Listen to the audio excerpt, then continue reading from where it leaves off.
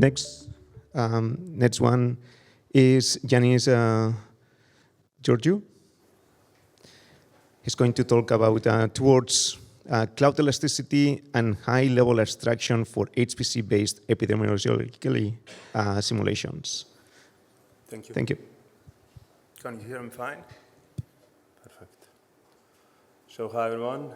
Thank you very much for the introduction, and thank you very much to the organizers for hosting us and organize the event and keeping it open. It's great to see that it continues like this through the different years. And thanks for all the organization and the invitation and accepting this talk also. So my name is Yiannis Georgiou. I work at Ryax Technologies, a startup based in France. And so today we are going to talk about elasticity and abstraction in HPC. Okay, we are going to go a little bit deeper into how we can reach a certain elasticity, how we can facilitate HPC simulations in a specific domain coming from epidemiology. Okay, and this work has been in collaboration with Do It Now and Barcelona Supercomputing Center. And it has been in the context of a European-funded project and Spanish ministry-funded project called MePreCiSa. Okay, I cite here some of the names. Not all of them are here, but I cite those that on the technical aspects have been working on the particular things that we are going to talk about. Okay, so if we check about the different applications that use HPC, one of the things that strikes us is that they go through the rigidity of HPC and the complexity of it. Okay, so having to deal with these issues is something that restrains us from having some further functionalities, right? And there are specific needs that we can define through that, such as being able to be more elastic, unlock different capabilities, especially now with cloud and with the capabilities that we can see in the cloud. More elastic deployments can unlock new dimensions for the HPC type of simulations. Furthermore, with the abstraction, we can simplify the complex, let's say, deployment of simulations. Okay, so having this as a motivation, the goal of this, let's say, part of the project is to enable researchers to run simulations, in this case epidemiological simulations, without the deep HPC expertise, and by providing a more elastic and cloud-native HPC platform. Okay, so this is the overview of the presentation. So I'm going to go through a fast introduction with the MePreCiSa project. We're going to talk a bit about what this does. We are going to talk about the simulation stack, the state-of-the-art around it, and how we could reach elasticity and abstraction. We are going to focus on the particular approach and implementation that we chose, and we are going to go a little bit deeper into how the details have been done and the different aspects of how we have built that. And finally, we are going to see some ongoing work, improvements, and wrap up with some key takeaways. Okay, so MePreCiSa project is coordinated by Barcelona Supercomputing Center. What they try to do is to provide a platform that has a health impact assessment analysis, and they try to provide specific insights coming from data such as mobility, health indicators, or environment factors such as wastewater, epidemics, and stuff like that. So they try to provide the timely and localized way to do decision making through simulations, okay? And the particularity of this project is that the platform itself is open source. Everything that they do is based on open source project, and they release everything in open source. And so the other goal, the final goal, is to create a cloud-based urban public health platform. So in terms of elasticity and abstraction, where the initial issues is that the platform initially could be used only by HPC experts, okay? So the particular software, the particular simulations can be executed by experts that know how to use this type of instruments, right? And simulations could be launched only on HPC. In local environment as well to do some tests, but mainly on high-performance computing. So the requirements here were to be able to provide a simple-to-use platform, right, more cloud-native, which would help us scatter the different large-scale simulations, not only at the HPC, but also at the cloud, okay? Of course, doing that, they wanted to have also the usage of open source tools, to not have vendor lock-in, okay? They don't want to go to a particular cloud provider and have use specific services that this cloud provider offers, and have the ability to migrate from one cloud to another, from one cloud to an on-premise cloud, and stuff like that. Finally, the last point, which was important for us, was to avoid demanding specific adaptations to the current software that they already have. Okay, being able to maintain their stack without needing experts from distributed systems or stuff like that is an added value for them, and they wanted to have it from the beginning. Okay, so being able to run the core epidemiological simulations, stack and code, without needing to adapting that is an important part. And we're going to see afterwards how we manage to deal with that. So some details about the programming model and the different simulation details. So first of all, they use EPISIM. So we use this type of executable based on Julia programming language. We heard before about Fortran. Julia is, let's say, a new language that is used a lot by physicists, somehow a replacement of Fortran, but yeah, this is something that could happen in many years, but it's at least it's how it is used right now. And so this type of executable, basically what it offers is the capability to do simulation of how an epidemic is spread in populations. Okay, so this is the main core executable. Then what they use a specific framework named EMEWS, which is based on Swift, which is an extreme scale model exploration. So basically what it does is it can run ensembles of models, so ensembles of, for the particular case, EPISIM, to be able to do exploration algorithms, to run different simulations simultaneously so that they have different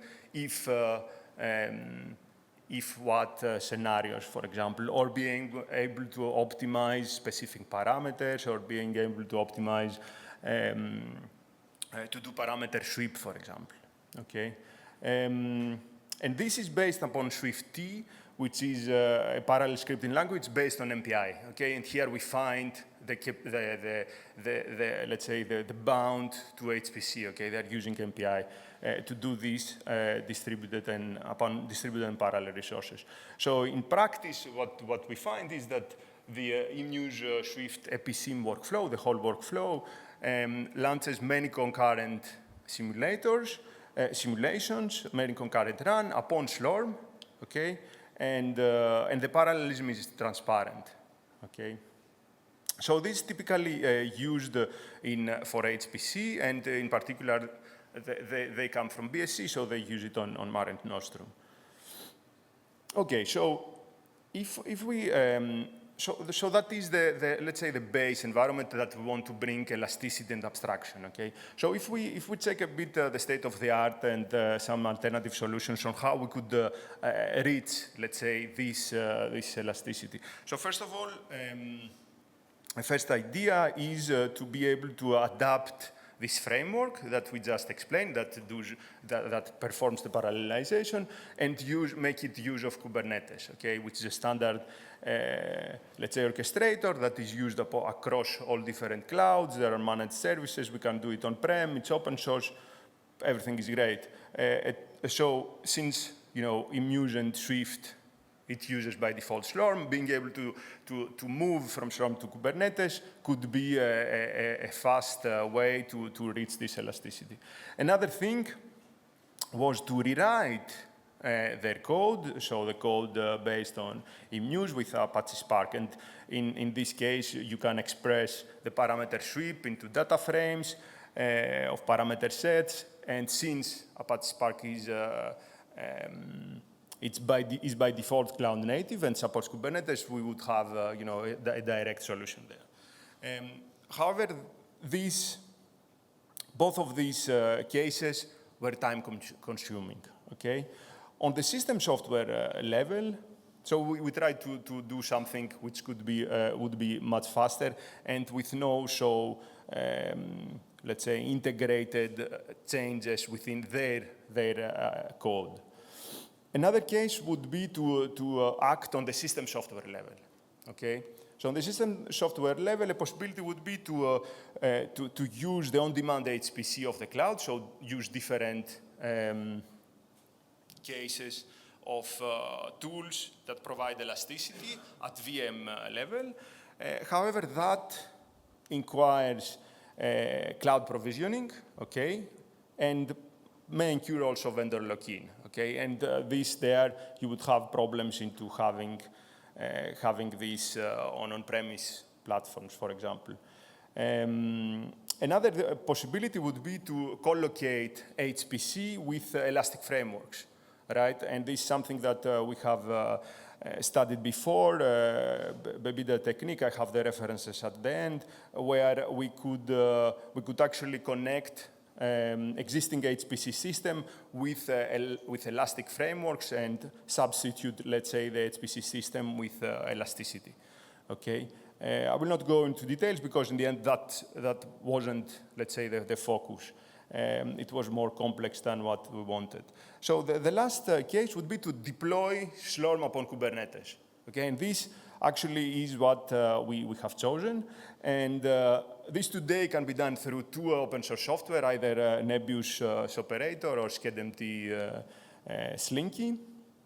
And we're going to talk right after about that. In terms of abstraction, there are different tools. The abstraction that we are seeking is more on the HPC cloud workflow orchestration aspect. So being able to give to the users the ability to define, let's say, specific workflows, specific abstractions, instead of having to deal with Slurm scripts and bash executions.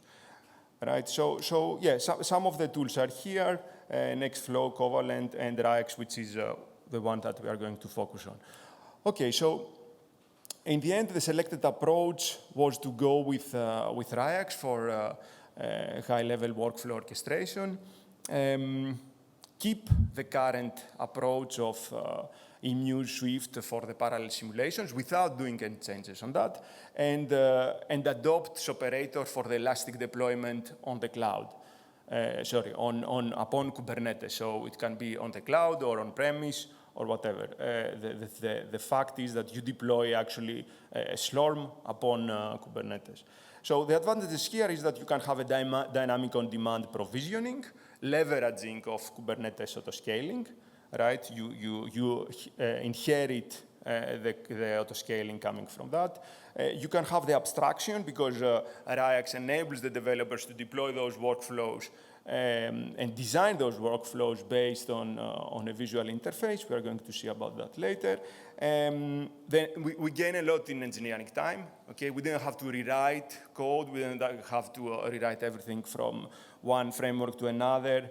It's just, or we didn't change orchestration layers. We used the tools as they have been being used by the researchers at BSC at Mare Nostrum. We keep the compatibility of HPC, and we go towards a cloud-native portable way because the Kubernetes API, it can be both on-premise and through cloud deployments without any vendor lock-in, right? The same API that you use on the on-premise version, you are going to use it when you deploy EKS at AWS, right?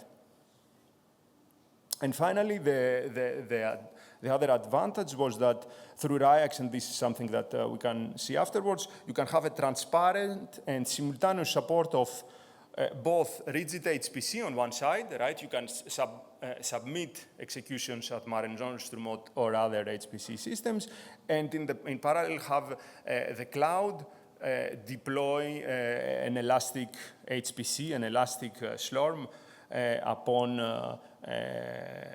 AWS, Azure, or an on-premise version, right? Okay, so the techniques and the tools that we have used, and here is a rather big schema of what we have been doing, but the important thing here is that we had the Kubernetes cluster underneath, okay, so either on-premise or a managed service, right? Initially, we have been working on OVH Cloud, but this is something that it is done in a way that we can transfer it to whatever cloud we want, and basically what happens now is that there is an on-premise version at BSC that is deployed, and we move everything to the on-premise version. The core components here are Ryax and its operator, and what you can see is that basically we have different configurable workflows that they are going to build and deploy the Elastic cluster, and once these are built, you can launch the workflows. You can launch through other workflows the simulations that you used to launch on the HPC. So the same exact stack that you used before. The procedure to deploy Slurm upon Kubernetes is, we are going to see this in a minute. What is interesting is that it goes through specific Helm charts, right? And you deploy the different Slurm daemons as pods, and this is what it brings the elasticity, because the pods, you can spawn new pods, you can deploy more workers, and you can have an elastic cluster like that. Okay, so the different tools that we use, we have the workflow orchestrator, Ryax, which is a low-code platform that enables us to have an automation on the workflow level, and what it is composed by a serverless runtime, so it is a custom hybrid runtime that allows executions to be done in a stateless manner. Whatever is deployed, the state is not kept. So basically what we do is we deploy pods upon Kubernetes to have, let's say, the different parts of the workflows. What is interesting is that we do the packaging of the environment in an automated way. Okay, so users can bring their code, and the code is packaged automatically by the platform itself. It is cloud native. Okay, so by default it runs on the cloud. Okay, so by default you need Kubernetes so that it can orchestrate the different resources that you may need. The workflows can span from AI to HPC simulations, and you have the tight HPC integration, so you can have parts of the executions being run in the cloud and other parts being run on HPC. Let's say you do the pre-treatment on specific pods on the cloud. You can do the main HPC simulations on HPC through Slurm or other resource managers. And finally, you can return the data to continue the post-treatment upon the cloud. Another interesting part is that you can have web APIs for the workflows themselves. So you can have the deployment of your proper APIs that will launch and trigger the executions. So this will allow, for example, simulations to be run through specific APIs. In terms of internals, you have the different sequence of actions that are connected between inputs and outputs. Okay, each action is it can be continued by another action that is connected through inputs and outputs with the following. And finally, there is a two-level scheduling. Okay, so you can have the continuum level where you can connect multiple clusters, and then you can have the local level where the local scheduler is going to take place. Okay, so in terms of the creation of the elasticity through Slurm on Kubernetes, we go through a operator. So it is a Kubernetes first approach. So everything is declared as resources upon Kubernetes. You can have a certain state that is defined through a custom resource definition. Here you see the definition here, and based on that, the system will reconcile. There is an operator that will try to reconcile and keep and try to achieve a certain state that is needed. Okay, and based on that, you deploy your cluster. Okay, so you have your login nodes, the controller, the compute nodes, everything deployed as pods. The magic of it all is coming from a specific shared file system, which is deployed as an NFS PVC upon Kubernetes, which enables users to have an identical user-facing file system. Okay, so every changes that you are doing are going to be impacted on all the nodes. So you do the changes on one node, it will be you will have the results. You will preserve the different environment on the other nodes. And if you have new nodes appearing, they will automatically get the environment that the others have.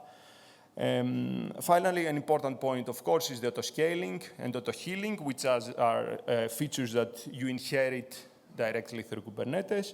And the whole software is GPU machine learning ready. The images that they deploy are indeed images that include the GPU drivers. Okay, so for the integration, actually, there wasn't a real integration for the systems. What we did is we instantiated operator through workflows with Ryax, right? So there are no particular changes being done on either operator or Ryax. Both are open source software. We just enabled specific workflows that trigger the procedure of deploying the whole cluster, the whole elastic cluster, automatically, right? So here you see one of those workflows where basically you launch it. You can launch it through a web interface or through a web API, and then you deploy the cluster. And to do that, you can define through parameters, through configurable parameters, different inputs, right? So such as the number of workers, the amount of CPU, amount of RAM, the SSH keys to connect. Because one of the things that is important here is that you keep the way to interact with a typical HPC system, right? So you go through SSH, and you access the HPC system in the end without playing with containers, right? You access it like if you did on your normal HPC system. okay? But you are in the cloud, okay? And you are within a container, you are within pod, but you cannot see it, right? You feel like it's normal Slurm. So, yeah, there is, here you can see the following action here that is monitoring the creation of this elastic Slurm cluster, right? So the whole workflow here at the end is going to monitor the creation. Once the creation is done, all the pods are up, the IP exposed for the login is there. And then what we are doing is we do an SSH in order to install the stack that is needed, EMEWS, Swift, everything that I provided before, right? And the installation is done through the typical installation that they have for the HPC, right? Through the scripts that they have, and they do it typically. So once this is done, what you are doing is you have another workflow that is going to launch the particular execution, right? So you are going to launch the execution through a connection to the Elastic cluster that you have created, and you are using the episim with Swift EMEWS, the whole stack, right? And you launch it by defining a specific function with parameters, right? So everything that you need as parameters here, you can define it within the workflow itself, okay? So you can see here, you can have the amount of processors per node, stuff like that, and everything that you need, it's completely configurable, okay? So in this workflow, what we see is that you execute it, and we monitor the execution of this Slurm job in order to get the right results. Okay, so this is something that it is easy to maintain and evolves with how the application and the code evolves, right? And you can create the workflows that you need by following up with other actions, such as what to do with the data that have been as outputs of my executions. So this is something that you can add an action that you are going to, for example, store them or move them to an object store, or do a specific thing that will need another workflow to continue another execution. Okay, so some details about elasticity. So we have, on the one side, the auto-scaling, as I mentioned. We go through a stateful set for the scaling. We enable the easy grow of Slurm clusters by having the specific shared file system.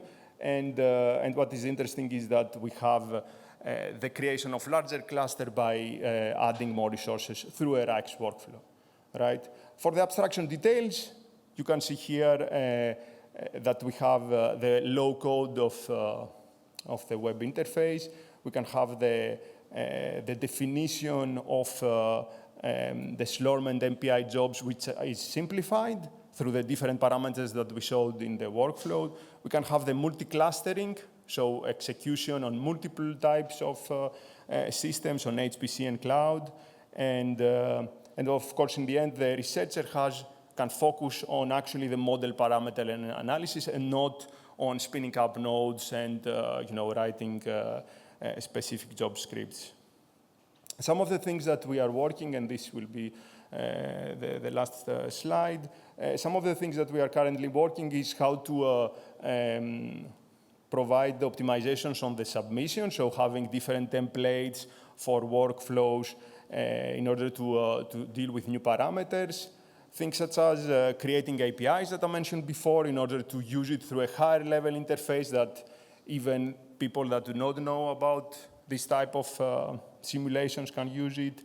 An important part that we are working on is to be able to use OPK SSH in order to avoid having the user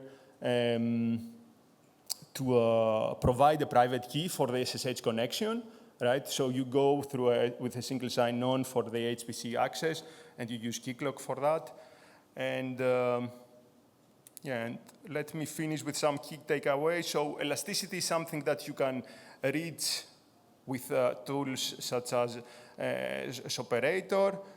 Workflow is workflow abstraction you can reach with tools such as Ryax, and you can have a familiar user interface and modern infrastructure by abstracting the complexity of a Slurm MPI programming model through what we presented.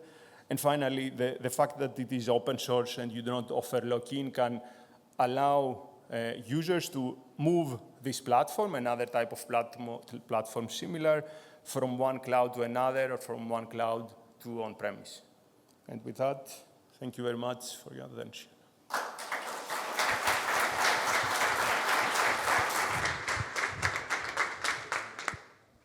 Time for one question. Yes, coming.